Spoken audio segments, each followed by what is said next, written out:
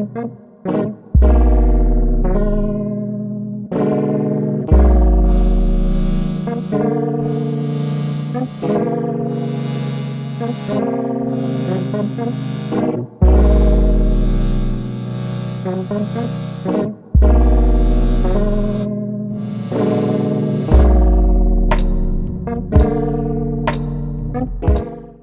everybody, welcome back to Relentless Shine. Busy day here. It seems to be getting that way more and more often. So obviously, you know, the elephant in the room, or should I say the T-Rex of the room, brand new TRX. We're doing a full stealth wrap by Expel. All the white gloss is going to be more of a satin or a matte, while also protecting the paint from rock chips, scratches, swirls, door dings, paint transfer, all that stuff, right? We'll also be doing the headlights. We're swapping out some badges. We've got some, let's say TRX, painted white mirror caps instead. And then we have some special decals going on the rear quarter panels, and that's going to be pretty much it for this thing, as well as full tint on it. It's going to be ceramic, of course. The brand new Stinger is getting our 5-year self-healing coating, as well as a full front. Currently installing the bumper now. Other than that, it's pretty much ready to go. And Tyus is working on a bit of a workhorse over here. 150,000 mile truck. He wanted to give it an enhancement, refresh it. So we're doing a one-step polish. We're going to do a 5-year non-healing coating just to give it that shine back and easy maintenance, because he obviously plans on using it and keeping it. For now, that's pretty much it. We've also got, I think, a SQ5 and another R8 and all that fun stuff that you'll see later. But today, we need to get cracking on this truck. It's got to go home by the end of the week. All right, so when you do stealth, you have to take a little bit more care about what you're doing. So normally we would just cut the design patterns for them, and it does great. It looks fantastic. Now, our goal is to obviously cover up as much of the gloss as possible. So we're gonna be extending some edges. Obviously this will wrap, but like back here in this vent, normally it would kind of come up to the edge. You want to get it over the edge. You want to give it that illusion that there's no gloss behind there, and I'm going to show you in there what that looks like. So what I have done here is this is the pattern software. So this is the hood, and this is a normal fender right here, and this is the fender I'm going to cut. So the difference is I have extended this top edge to wrap further into the engine bay area, and then I extended behind that grill, or that vent rather, just a little bit, so we get that extra coverage. As far as that goes, everything else should be right up to the edge of the paint, and it should look fine. We're gonna cut these fenders out. We're gonna slap them on real quick.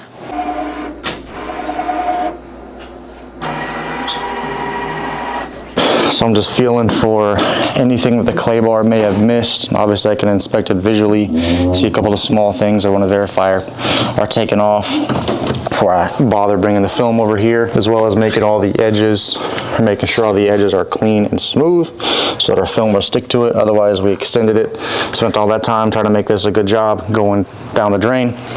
We'll squeegee it once, and then I'll come back and do this one more time before I have the film. And I know some people are probably curious why I spray from back here. Kind of the idea is to capture any dust in my immediate area. It might make a 1% difference, but it makes me feel better. So try to take as many steps to cleanliness as possible, especially on a white vehicle.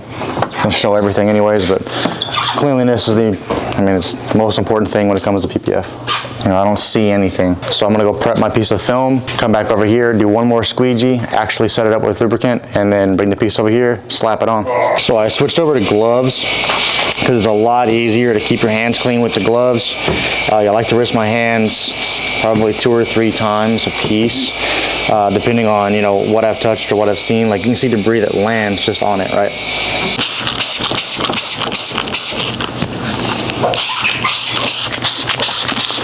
All right.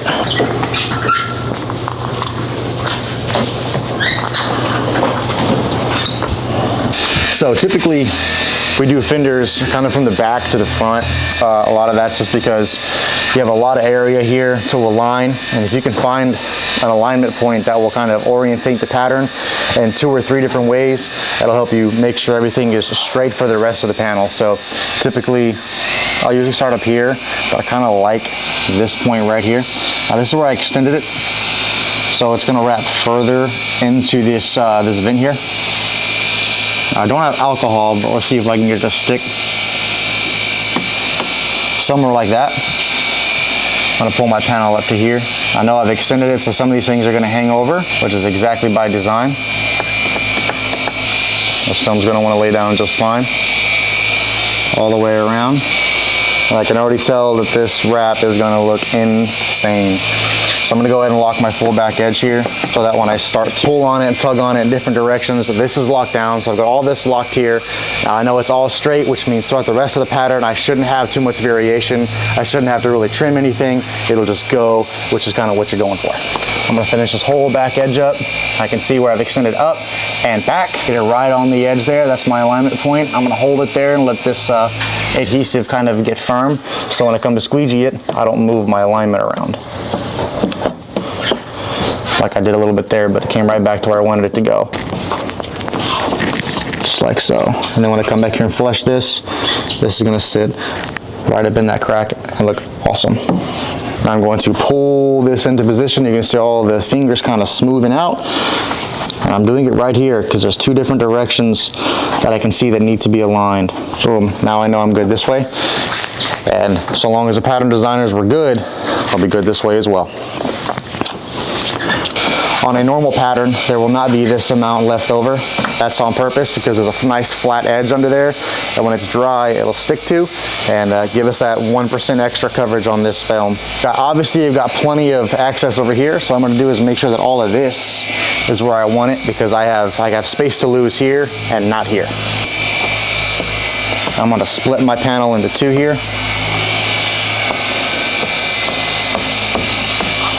This film does look crazy on this color. I like it a lot.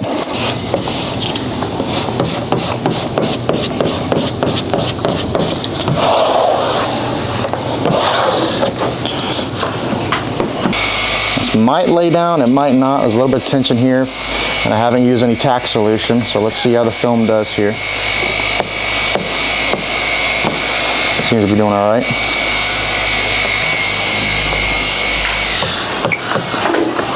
We're just gonna do this all the way up. Now overlapping a ton with your squeegee so you don't leave moisture behind or make a crease.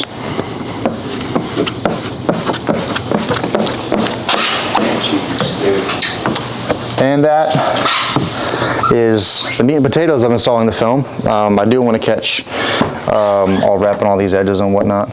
Now we are left with what we call finish out. So we've got fingers and whatnot that don't want to stick. We're going to rinse these out with alcohol.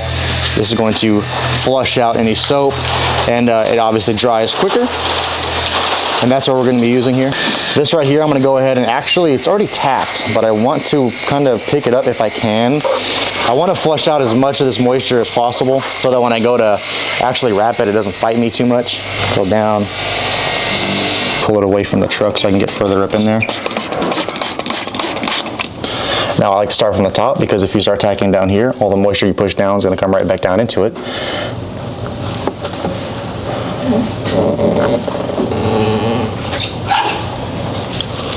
Like I said, I might have to do a little trim here, but I'd rather do a small trim off the truck than it'd be too oh, look at that. Never mind.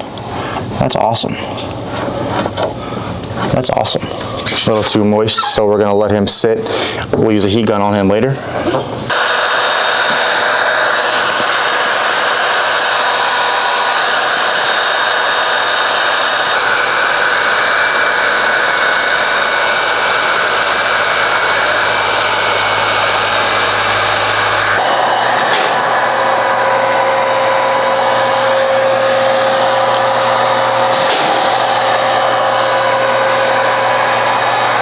All right, guys, that was a relatively in-depth, I guess, tutorial, we'll say, you know, from the plotting to the installation to some of the finish out even. This is basically the completed product here. I am gonna trim up in here a little bit. It's not totally necessary, but I'd like it to be seamless. But I mean, we're tucked in between the flare and the panel. We're tucked behind this vent completely. Didn't even have to cut it. It actually flopped back there. Back edges, top edges. It's a seamless install. For now, I've got to get working on this thing for a good while here. We're going to leave you with that. If you guys are enjoying the videos we're putting out, please hit us with a like or subscribe, and we'll see you guys in the next one.